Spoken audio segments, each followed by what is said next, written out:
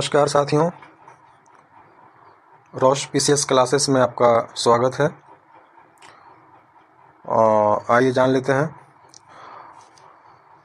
आज के न्यूज़ में कौन कौन से ऐसे पॉइंट्स हैं जो हमारे एग्ज़ाम के लिए इम्पोर्टेंट हो सकते हैं। तो शुरू करते हैं। आज के न्यूज़ में कई ऐसे टॉपिक हैं जिसे एग्ज़ाम के लिए तैयार किया जा सकता है, जैसे प्लाज़ा तकनीक, रसूका, जापान और Shinzo Abe, Nandlal Bose, Edison पुरस्कार, यूनेस्को, रंजीत चौधरी, नवीकरणीय ऊर्जा, प्रवासी मजदूर, कर्ड इन। उसके बाद हम लोग बिहार करंट्स के टॉपिक्स देखेंगे और अंत में आज का सवाल, जो एक प्रारंभिक परीक्षा के लिए होगा और दूसरा मुख्य परीक्षा के लिए। तो शुरू करते हैं आज का topic, plasma technique. Plasma technique का चर्चा में रहने का कारण यह है कि दिल्ली सरकार ने यह घोषणा किया है कि अब कोविड-19 का इलाज प्लाज्मा तकनीक के द्वारा किया जाएगा। चूँकि प्लाज्मा तकनीक में होता यह है कि किसी एक व्यक्ति के ब्लड से प्लाज्मा को निकाल करके उसे कोविड-19 से प्रभावित व्यक्ति के शरीर में दिया जाता है, और जब वह व्यक्ति ठीक हो जाता है तो फिर उसे ब्लड डोनेशन करने की आदेश मिल जाती है और पुनः उस व्यक्ति के ब्लड डोनेशन से प्राप्त प्लाज्मा को दूसरे कोविड-19 से प्रभावित व्यक्ति में उसे दिया जाता है, और इस तरह से यह एक चैनल के ज़रिए आगे बढ़ता जाता है जो कि प्लाज्मा के ज़रिए ठीक किया जाता है कोविड-19 को। तो इसी टेक्निक को प्लाज्मा टेक्निक कहा गया है। नेक्स्ट टॉपिक है रसूका। रसूका, जिसका फुल फॉर्म राष्ट्रीय सुरक्षा कानून है। इस टॉपिक को चर्चा में रहने का कारण यह है कि यूपी के मुरादाबाद में स्वास्थ्य कर्मियों पर हमला किया गया था। तो जो भी लोग स्वास्थ्य कर्मियों पर हमला किए थे, उस पर यूपी गवर्नमेंट ने पुलिस को आदेश दिया है कि वह राष्ट्रीय कानून के तहत उस पर कार्रवाई करे। तो जान लेते हैं राष्ट्रीय सुरक्षा कानून क्या है। तो रसूका कानून 1980 में बना था, जिसका उद्देश्य ये था कि अगर कोई व्यक्ति देश में अशांति उत्पन्न करना चाहता है तो उसे राष्ट्रीय सुरक्षा कानून के दायरे में लाया जाएगा, और इस कानून के तहत सज़ा का प्रावधान किया गया है। नेक्स्ट टॉपिक है जापान। जैसा कि हम अभी जानते हैं कि कोरोना वायरस का दौर है, तो इस कोरोना वायरस से करीब करीब विश्व के सभी देश प्रभावित हैं। उसी में एक जापान देश है। तो पहले जापान की सरकार ने, यानी वहाँ के प्राइम मिनिस्टर शिंजो अबे ने जापान के कुछ हिस्से में, कुछ क्षेत्रों में ही लॉकडाउन की थी, लेकिन अब से पूरे जापान में इमरजेंसी की घोषणा कर दी गई है, आपातकाल लागू कर दिया गया है। तो इसी वजह से यह न्यूज़ में था। नेक्स्ट टॉपिक है नंदलाल बोस। नंदलाल बोस का कल पुण्य तिथि मनाया गया, और इनका योगदान ये रहा है कि इन्होंने ही भारतीय संविधान की चित्रकारी की थी। प्रथम प्रधानमंत्री जवाहरलाल नेहरू भारतीय संविधान को चित्रों से सजाने के लिए नंदलाल बोस को ही आमंत्रित किए थे, और इन्होंने कुल 22 चित्र बनाए 4 सालों में, और जैसे गांधी जी की दांडी यात्रा का चित्र आदि आदि। तो इसीलिए नंदलाल बोस समाचार पत्र के सुर्खियों में थे। नेक्स्ट टॉपिक, एडिसन पुरस्कार।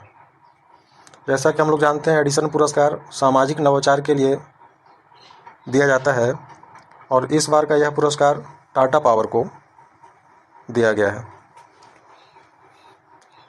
अगला जो टॉपिक है वो है यूनेस्को। यूनेस्को को सुर्खियों में रहने का कारण यह है कि इसके विश्व धरोहर समिति की 44वें सेशन की बैठक होने वाली थी चाइना में, जो कि कोविड-19 की वजह से कैंसिल कर दिया गया है, और यही वजह था यूनेस्को को समाचार पत्रों में रहने का। इसके बारे में कुछ जान लेते हैं। जैसे यूनेस्को का full form United Nation cultural scientific and United Nation educational scientific and cultural organization. UNESCO का हेडक्वार्टर पेरिस में है और इसके अभी मैनेजिंग डायरेक्टर ऑड्रे ऑजले हैं। हाल ही में यूनेस्को ने जयपुर को विश्व धरोहर घोषित किया था। और एक न्यूज़ इसके बारे में और दे दूँ कि USA यानी अमेरिका और इजराइल ने इसकी सदस्यता को छोड़ दी थी। अगला जो टॉपिक है वो है रंजीत चौधरी। रंजीत चौधरी भारतीय सिनेमा के यानी बॉलीवुड के एक प्रसिद्ध अभिनेता थे जिनका निधन हो गया है। इसी वजह से ये न्यूज़ में छाए हुए थे। अगला जो टॉपिक है वो है नवीकरणीय ऊर्जा। नवीकरणीय ऊर्जा अभी के दौर में बहुत ही ज़्यादा पॉपुलर है और क्योंकि इसके वजह से पर्यावरण प्रदूषण को नियंत्रित किया जाता है। जैसा कि मालूम है आप लोगों को ऊर्जा को 2 सेक्टर में बांटा गया है, एक नवीकरणीय ऊर्जा, दूसरा अनवीकरणीय ऊर्जा। उसी को कहते हैं गैर परंपरागत ऊर्जा और परंपरागत ऊर्जा। यानी जो ऊर्जा की भरपाई फिर से की जा सके, जिस एनर्जी की भरपाई फिर से की जा सकती है या जिसके असीमित भंडार हों, तो उसे हम नवीकरणीय ऊर्जा या गैर परंपरागत ऊर्जा कहते हैं। इसी का अपोजिट होता है अनवीकरणीय ऊर्जा या परंपरागत ऊर्जा, यानी जिसकी भरपाई फिर से ना की जा सके।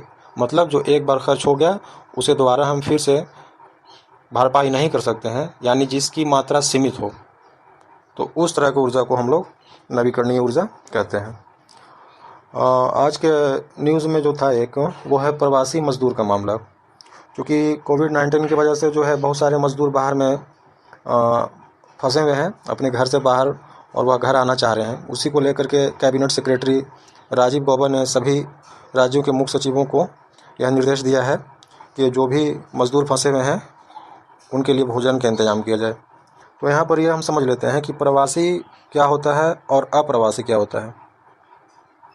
प्रवासी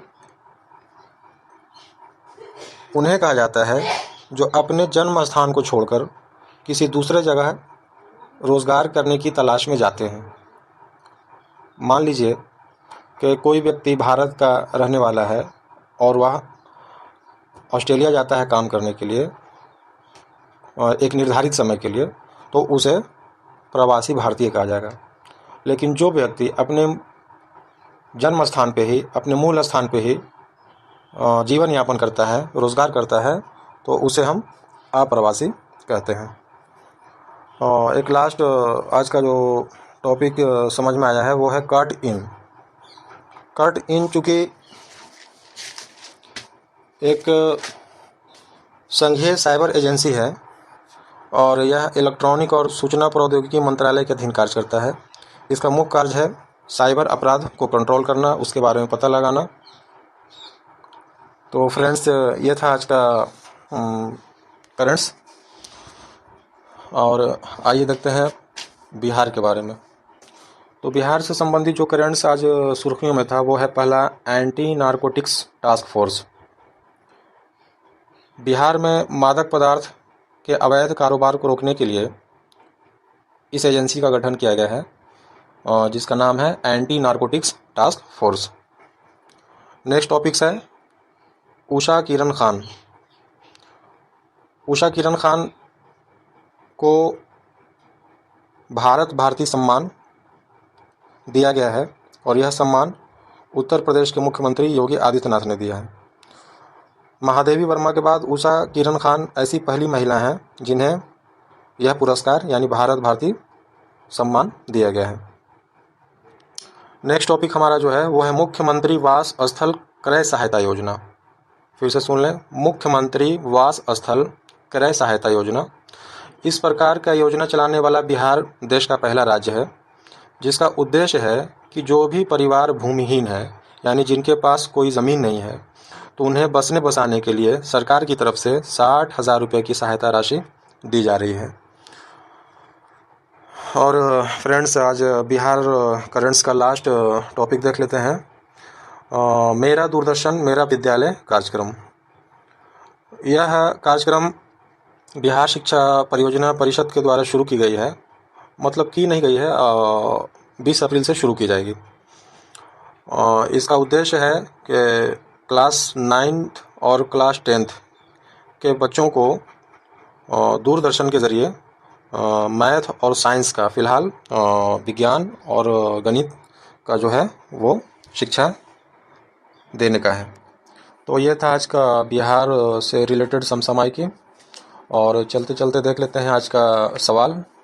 पहला सवाल मेरा है प्रारंभिक परीक्षा के लिए और दूसरा सवाल मुख्य परीक्षा के लिए। तो पहला सवाल जो प्रारंभिक परीक्षा के लिए है वह है, वर्तमान में भारत के कैबिनेट सचिव का क्या नाम है। फिर से सवाल सुने, वर्तमान में भारत के कैबिनेट सचिव का क्या नाम है। और सेकंड जो सवाल है, सेकंड जो क्वेश्चन है वह है मुख्य परीक्षा के लिए, जिसमें रिटन एग्ज़ाम होता है। उसके लिए है, सवाल सुनिए, भारतीय अर्थव्यवस्था को कोविड-19 और लॉकडाउन ने किस प्रकार प्रभावित किया है। इससे निपटने हेतु सरकार को किस प्रकार के कदम उठाने चाहिए, चर्चा करें। फिर से सुने, भारतीय अर्थव्यवस्था को कोविड-19 और लॉकडाउन ने किस प्रकार प्रभावित किया है। इससे निपटने हेतु सरकार को किस प्रकार के कदम उठाने चाहिए, चर्चा करें। तो फ्रेंड्स, इस तरह से आज का हमारा डेली वीडियो लेक्चर समाप्त होता है। और चलते चलते मैं आपको बता दूं कि हमारे चैनल के ज़रिए सिविल सर्विसेज के लिए समान अध्ययन की तैयारी प्रारंभिक परीक्षा और मुख्य परीक्षा के लिए कराई जाती है और वैकल्पिक विषय में इतिहास विषय की तैयारी कराई जाती है, विशेषकर बिहार पब्लिक सर्विस कमीशन के तहत कंबाइंड कॉम्पिटिटिव एग्ज़ाम के लिए। तो जय हिंद।